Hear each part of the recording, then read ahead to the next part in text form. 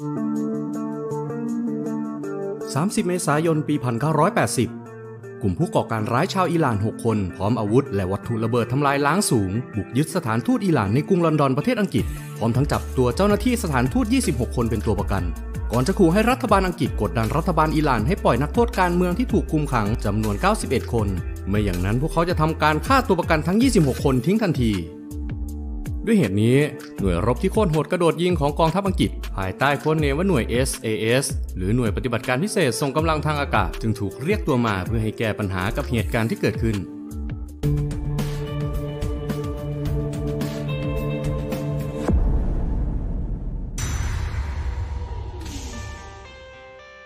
สวัสดีครับยินดีต้อนรับคุณผู้ชมทุกท่านเข้าสู่ Savage Channel ช่องเล่าเรื่องอันดับสุดท้ายของประเทศเรา VPL EP ที่ 58 นี้ภูมิใจเสนอหน่วย SAS หน่วยรบที่โคตรโหดกระโดดยิงกับภารกิจหลักหลังสงครามโลกครั้งที่ 2 ที่เน้นไปที่การปราบปรามสงครามการก่อการร้ายโดยเรื่องราวจะเป็นยังไงอะไรทำไมเพื่อไม่เป็นการเสียเวลาเชิญคุณผู้ชมทุกท่านต่อวงกันเข้ามารับชมรับฟังเรื่องราวมันๆต่อไปนี้พร้อมกันได้เลยครับ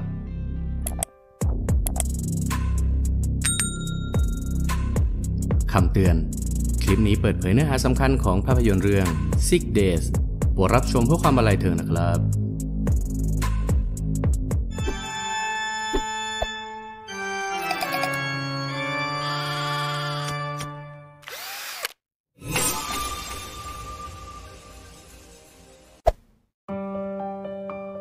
หลังสงครามโลกครั้งที่ 2 สิ้นสุดลงแต่ละประเทศก็ปิดโหมดรบหันมาเน้นการฟื้นฟูเศรษฐกิจภายในประเทศเป็นหลักนั่นจึงทำให้งบประมาณด้านการทหารถูกตัดลงทั้งหมดณตอนนั้นโดยเฉพาะสหราชอาณาจักรซึ่งหน่วย SAS ที่ผู้กองสเตอร์ลิงเป็นคนก่อตั้งก็ต้องถูกยุบหน่วยเช่นเดียวกันกับหน่วยทหารหน่วยอื่นๆของกองทัพอังกฤษ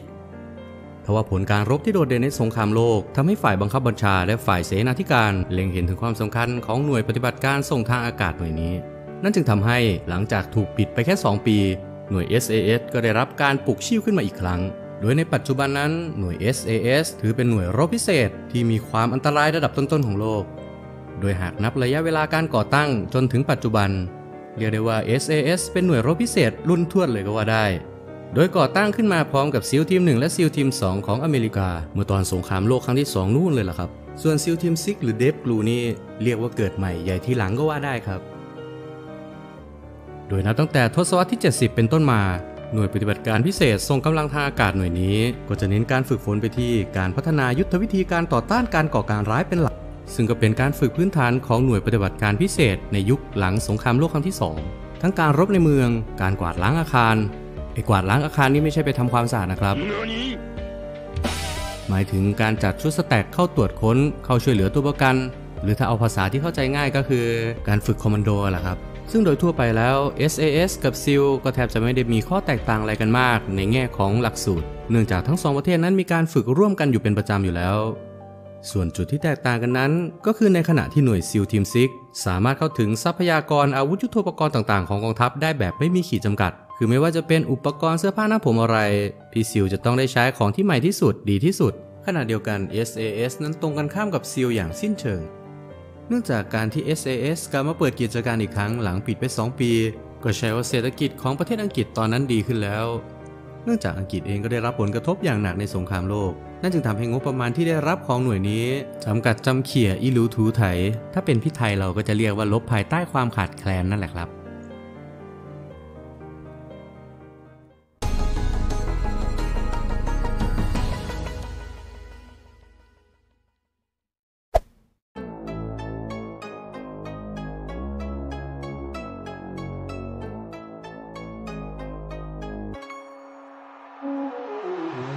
แต่ทว่าการฝึกฝนภายใต้งบประมาณที่จำกัดนี่เองที่ทำให้เหล่านักรบ SAS แข็งแกร่งกว่าหน่วยรบทั่วไป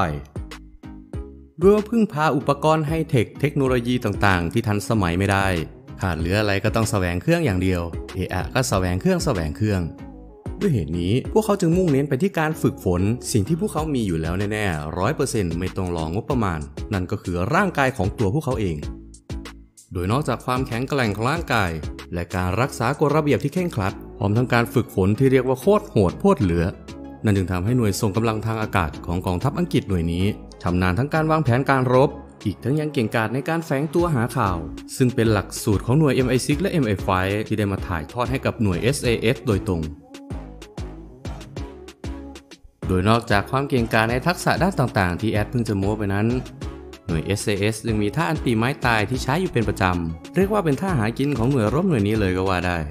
ซึ่งหากกดสูตรนี้ติดเมื่อไหร่ก็จะกลายเป็นการโจมตีคอมโบต่อเนื่องทันทีโดยอันติที่ว่านั่นก็คือการเปิดฉากโจมตีโดยการใช้ระเบิดสตัน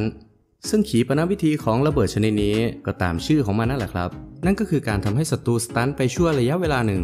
เนื่องจากเสียงที่ดังถึง170 ถึง 180 เดซิเบลอีกทั้งยังแสงแฟลชที่มากกว่า1 ล้านแคนเดล่าโดยแคนเดล่านั้นเป็นหน่วยวัดของการส่องสว่างนะครับไม่เห็นมีอะไรเกิดขึ้นเลยว้ยโดยการเปิดฉากโจมตีด้วยระเบิดสตันนั้นจะทำให้ศัตรูในระยะ5 เมตรหูหนวกตาบอดชั่วคราวในทันที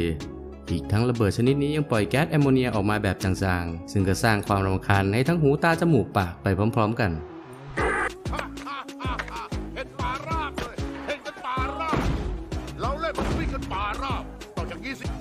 ด้วยเหตุนี้เองรูปลักษณ์ที่บ่งบอกว่าเป็นหน่วย SAS ที่เรามักจะคุ้นตานั่นก็คือพวกเขามักจะสวมหน้ากากกันแก๊สพิษในเวลาที่ปฏิบัติการอยู่ตลอดเวลาคือพวกพี่ๆแกไม่ได้ใส่ไว้กันแก๊สจากฝ่ายตรงข้ามนะครับแต่ใส่ไว้กันจะโดนเล่นงานจากระเบิดของตัวเองนั่นแหละและตัวระเบิดสตันกับตัวระเบิดสโมกนี่คนละอย่างกันเลยนะครับสโมกนั้นแค่บดบังทัศนวิสัยเฉยไม่ได้มีผลกับหูตาจมูกปากอะไรซึ่งหากเอาไปใช้ในพื้นที่ที่เป็นเอาท์ดอร์เนี่ยยิ่งไม่มีประโยชน์เลยผมขอปฏิเสธทำตามคำสั่งครับเอาให้ยับและเอาให้เลี้ยวให้มันล่วงไปเอาละพักพวกไปต่อ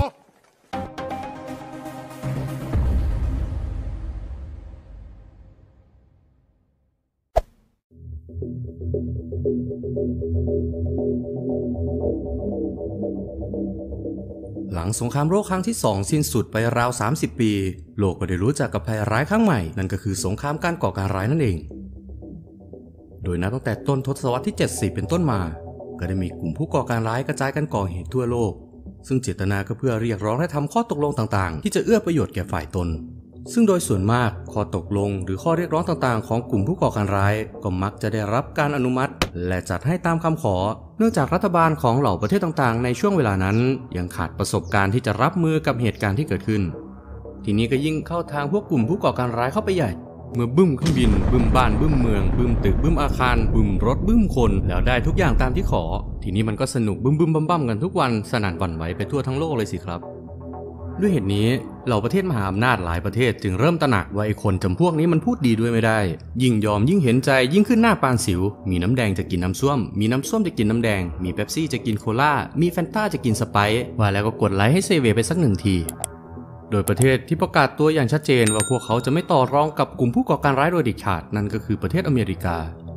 ซึ่งสุดท้ายก็นำไปสู่เหตุการณ์นองเลือดในวิกฤตการณ์อิรักโดยถ้าใครยังไม่ได้ดูเดี๋ยวแอดมินจะแปะลิงก์ไว้ให้นะครับและเมื่อเห็นว่าอเมริกานั้นเอาจริงคราวนี้กลุ่มผู้ก่อการร้ายจึงเบนเข็มไปเล่นงานประเทศอังกฤษแทนและยิ่งอังกฤษเองก็เพิ่งจะมีนายกรัฐมนตรีหญิงคนแรกของประเทศหรืออาจจะเรียกว่าคนแรกๆของโลกเลยก็ว่าได้มั้งครับที่มีผู้นำประเทศเป็นผู้หญิงซึ่งนายกรัฐมนตรีที่ว่านั่นก็คือนางมาร์กาเร็ต แทชเชอร์นั่นเอง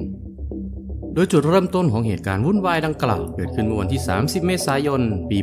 1980 1 ปีหลังจากนางมาร์กาเร็ต แทชเชอร์ได้ขึ้นดำรงตำแหน่งเป็นนายกรัฐมนตรีแห่งประเทศอังกฤษก็ได้มีกลุ่มก่อการร้ายที่อ้างตัวว่าเป็นกลุ่มปฏิวัติประชาธิปไตยเพื่อการปลดปล่อยแห่งอาราบิสถานโดยใช้อาวุธครบมือบุกเข้ายึดสถานทูตอิหร่านประจำประเทศอังกฤษซึ่งตั้งอยู่บริเวณปรินเซสเกตใจกลางกรุงลอนดอน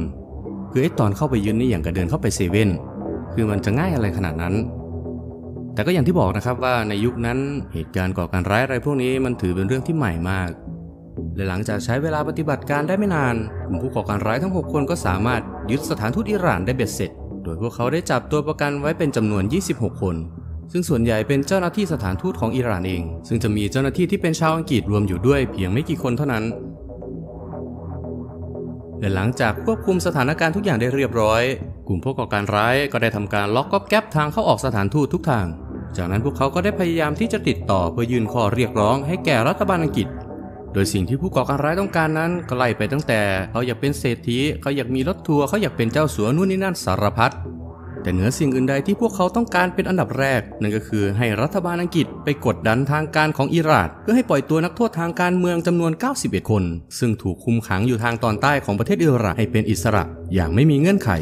ตอนแรกแอดมินก็นึกว่าพวกนี้มาก่อเหตุเพราะต้องการให้ปล่อยนักโทษที่ถูกขังอยู่ในอังกฤษที่ไหนได้นักโทษที่อยากให้ปล่อยนั้นมันถูกขังอยู่อิหร่านนู่นแล้วมันก็อุตส่าห์ดันโดนมาจับตัวประกันถึงอังกฤษโหดเด้อแม่นสู่อึดเบียกเนาะโอ้ยเงิด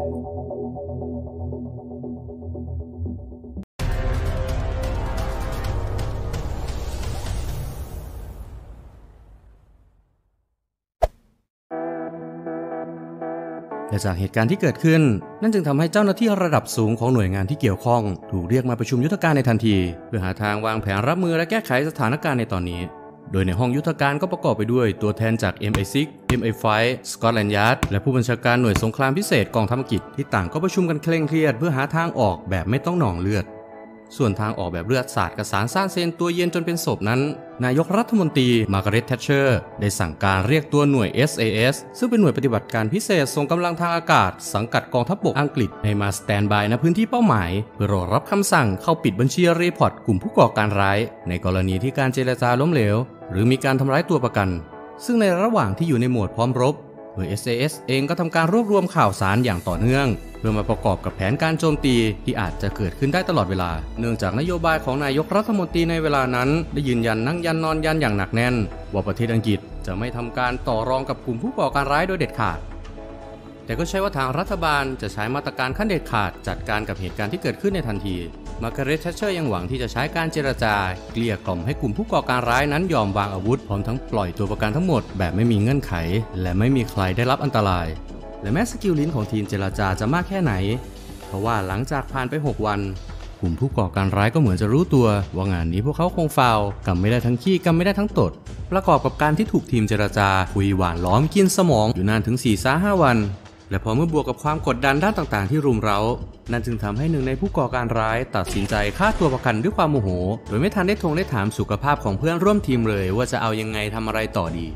ซึ่งทันทีที่เหล่าเจ้าหน้าที่ของทางอังกฤษได้ยินเสียงปืนพร้อมทั้งข่าวที่ว่ามีตัวประกัน1คนถูกกลุ่มผู้ก่อการร้ายสังหารจนดาบไดดินสิ้นใจตาย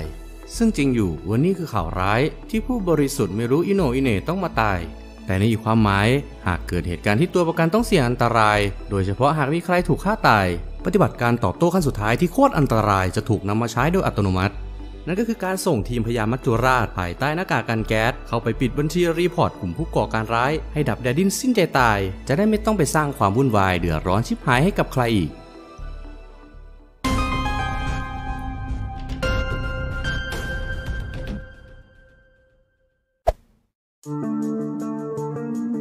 โดยนับตั้งแต่เหตุการณ์วุ่นวายเกิดขึ้นหน่วย SAS ก็ได้รับคำสั่งให้เปิดโหมดพร้อมรบเพื่อสแตนบายรอรับภารกิจที่อาจจะเกิดขึ้นได้ตลอดเวลาขณะเดียวกันพวกเขาก็พยายามที่จะรวบรวมข้อมูลของฝ่ายศัตรูให้ได้มากที่สุดและด้วยว่าตัวสถานทูตอิหร่านที่ถูกกลุ่มผู้ก่อการร้ายยึดอยู่ในขณะนี้มีสภาพเป็นตึกที่สูงถึง6ชั้นอีกทั้งในอาคารยังมีประตูรวมทั้งสิ้นกว่า30บานซึ่งการจัดชุดสแต็กเนี่ยรายละเอียดของประตูว่าเปิดเข้าหรือเปิดออกฉากซ้ายหรือฉากขวานี่เป็นอะไรที่สำคัญมากเลยนะครับเนื่องจากปฏิบัติการกวาดล้างอาคารเป็นภารกิจที่ต้องใช้ความเร็วเป็นอย่างมากประกอบกับความผิดพลาดที่จะเกิดขึ้นนั้นต้องให้เกิดขึ้นน้อยที่สุดอีกทั้งวิชาฆ่าคนที่หน่วยทหารต่างๆเขาสอนนั้นเป็นทักษะที่ต้องอาศัยความทรงจำของกล้ามเนื้อเป็นหลักนั่นก็คือยิ่งคุณฝึกบ่อยฝึกหนักเท่าไหร่พอเมื่อถึงสถานการณ์จริงร่างกายคุณก็จะขยับไปเองโดยอัตโนมัติเช่นเดียวกันกับหน่วย SAS ที่พอเมื่อถึงเวลารบศักยภาพต่างๆที่ผ่านการเคี่ยวกรรมตากตำในการฝึกมันก็จะแสดงผลออกมาให้เห็นเป็นประจักษ์แบบไม่ต้องสงสัยโดยภารกิจในครั้งนี้พวก SAS ใช้เวลาปฏิบัติการไม่ถึง30นาทีก็สามารถจบภารกิจปิดสถานการณ์ได้อย่างสมบูรณ์แบบโดยในระหว่างที่พวกเขาปฏิบัติการนั้นมีตัวประกันเสียชีวิตเพียง1รายส่วนผู้ก่อการร้ายก็ตายตายโหงไป5และจับเป็นได้อีก1ด้านสถานะกำลังพลของหน่วยกำลังพลบาดเจ็บเพียง1นายส่วนขวัญและกำลังใจของลูกทีมที่เหลือยังดีเยี่ยมพร้อมที่จะปฏิบัติภารกิจต่อไปทันทีเมื่อสั่งและด้วยเพราะภารกิจในครั้งนี้นี่เองที่ทำให้หน่วย SAS กลายเป็นหน่วยรบพิเศษในตำนานมาจนถึงทุกวันนี้เห็นป่าราบเลยเห็นกันป่าราบเราเล่นมันวิ่งกันป่าราบต้องอย่างนี้สิเอาล่ะครับก็จบลงแล้วนะครับสำหรับคลิปนี้ยังไงก็อย่าลืมมาพูดคุยกันที่คอมเมนต์ใต้คลิปหน่อยนะครับ และที่สำคัญก็อย่าลืมกดไลค์กดแชร์กด Subscribe ใบมะกรูดพริกแห้งหอมแดงกระเทียมกระดิ่งให้เรียบร้อยจะได้ไม่พลาดคลิปใหม่ๆจาก Savage Channel สุดท้ายสุดแอดมินก็ต้องขอกล่าวคำว่าขอบพระคุณครับและสวัสดีครับเจอกันใหม่วันหน้าวันที่แอดไม่บ้าและไม่เมาด้วยครับเด้อ